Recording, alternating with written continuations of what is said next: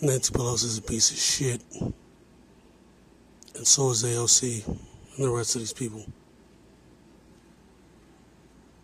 Americans, conservative and liberal, want Medicare for all. You got a goddamn comedian pushing forced to vote, just asking for a floor vote for Medicare for all. And the same AOC who was talking about put the government's feet to the fire, get in their faces, blah, blah, blah. That same AOC is saying she can't do this, she can't do that. Bernie Sanders is quiet. And everybody's saying that we can't do this because Nancy Pelosi will lose her speaker and it'll go to the conservatives. What's the point of that when that bitch isn't going to do anything anyway? What's the point of her being speaker when that bitch doesn't do anything? Everything she does is for the corporate interest. That bitch Nancy Pelosi was crying and whining about how much she doesn't like Trump. Let me tell you something, Jack Denny's. That bitch funded every single thing Donald Trump did up until he tried to pass relief for citizens during COVID. And when she did pass some form of relief, 90% of it went to the who? The white supremacist oligarchs and the corporate elite. I keep telling you this, there's no such thing as a left-right paradigm in D.C. It doesn't exist. They're all conservatives. They're all right-wing. Every single one of them. Hell, AOC has said this before when she was running. But she wanted to get up in there and get some of that money. So she played the game to try to mainstream the status quo to people. That's the purpose of people like AOC, Obama, etc. It was to mainstream the same status quo that has always existed. And when anybody tried to step outside the box, Occupy Wall Street type stuff, they crack down, they beat the hell out of these people, they arrest them, they ostracize them, etc.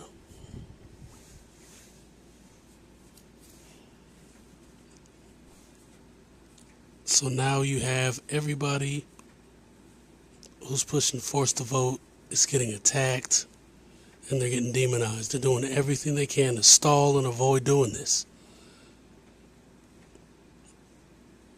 I mean, hell, the relief package that they have signed off on is a joke.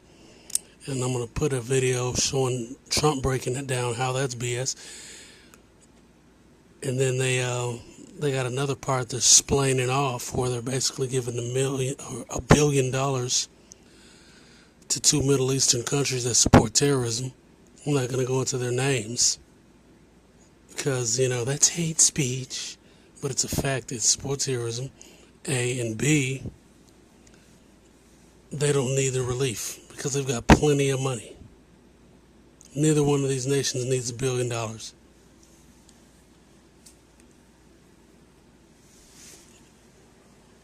Then you got other countries that they're giving money to.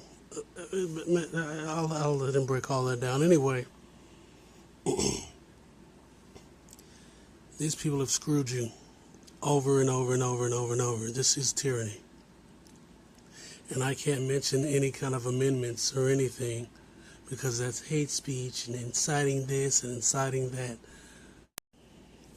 Then you had this piece of shit Nancy Pelosi. She was coming with this crap about how she's trying to push this bill through earlier in the year with this, while she's fake fighting with Mnuchin, going back and forth. And the bill they had pushed had all these provisions that actually would have benefited Americans. But they knew that it wasn't going to pass, and they purposely pushed and fake fought for it, dangling these figures over American citizens' heads, waiting for the election. And as soon as the election's passed, it's a gift bag for the mineral corporations. It's a gift bag for weapons manufacturers. That's who benefits from this. And she admitted, she was like, this was on purpose. to make sure that Jim Crow Joe Biden gets in office so we can go back to war, basically. And that was the whole purpose. But now they're mad because people are pushing for Medicare for all. Just that one thing. While they give out $600 checks to a bunch of poor people who are suffering and about to get evicted. It's a joke. You can't tell the truth, and the social media sites want to censor anybody telling the truth because they're run by the NSA and the CIA, State Department and the DOD, the same DOD that employed John Johnson as an asset to push a BS narrative to try and round up black activists and black gun enthusiasts. I keep telling you, man, the government is your enemy. The goddamn government, the United States government is your enemy. And they prove it time and time again. You gotta wake up. Because look at this. Blocked COVID relief legislation in an effort to advance their extreme left-wing agenda and influence the election. Then, a few months ago, Congress started negotiations on a new package to get urgently needed help to the American people. It's taken forever. However, the bill they are now planning to send back to my desk is much different than anticipated. It really is a disgrace. For example, among the more than 5,000 pages in this bill, which nobody in Congress has read because of its length and complexity, it's called the COVID Relief Bill, but it has almost nothing to do with COVID. This bill contains $85.5 million for assistance to Cambodia, $134 million to Burma, $1.3 billion for Egypt and the Egyptian military, which will go out and buy almost exclusively Russian military equipment, $25 million for democracy and gender programs in Pakistan, $505 million to Belize, Costa Rica, El Salvador, Guatemala, Honduras, Nicaragua, and Panama, $40 million for the Kennedy Center in Washington, D.C., which is not even open for business, $1 billion for the Smithsonian, and an additional $154 million for the National Gallery of Art. Likewise, these facilities are essentially not open.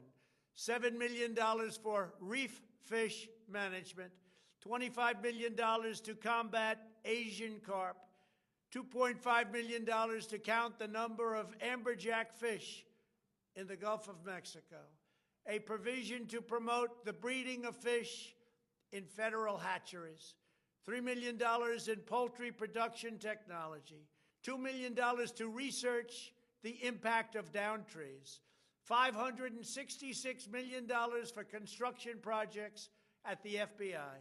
The bill also allows stimulus checks for the family members of illegal aliens, allowing them to get up to $1,800 each. This is far more than the Americans are given. Despite all of this wasteful spending and much more, the $900 billion package provides hardworking taxpayers with only $600 each in relief payments, and not enough money is given to small businesses, and in particular restaurants, whose owners have suffered so grievously. They were only given a deduction for others to use in business their restaurant for 2 years.